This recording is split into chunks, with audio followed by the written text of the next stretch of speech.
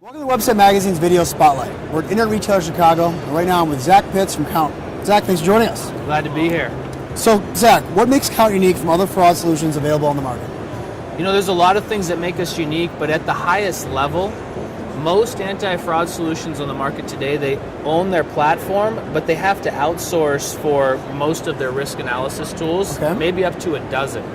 Kount owns and controls not only our platform, but the comprehensive fraud analytics tool set that sits on that platform, making integration much simpler, making reporting much easier to do and user-friendly, allowing us to do real-time risk analysis in 350 milliseconds, which is the fastest in the marketplace. And it all comes from the fact that we own and control our comprehensive tool set and the platform upon which it sits. So what's your ultimate goal then for merchants who use Kount?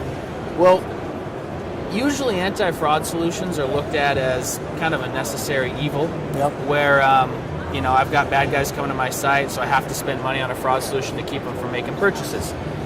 But what we see Kount as is a vehicle to allow people to sell more products to more people in more places. So our ultimate goal is not only to minimize their fraud, but also maximize their sales, allow them to execute on their growth strategy, and do it while spending as little time possible with the fraud mitigation process.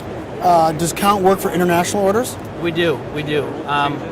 The analogy I give is if I'm breaking into a safe, whether it contains the crown jewels or stuffed animals, my method is the same, right? If I'm a fraudster and I'm stealing from you sitting in Wichita, Kansas or Lagos, Nigeria, the methods I use are the same. And about a quarter of all Kount transactions come from outside the U.S., 100 to 150 countries a day. And it's equally effective for both domestic and international orders. Excellent. Well, Zach, thanks for joining us. I think that's going to wrap it up.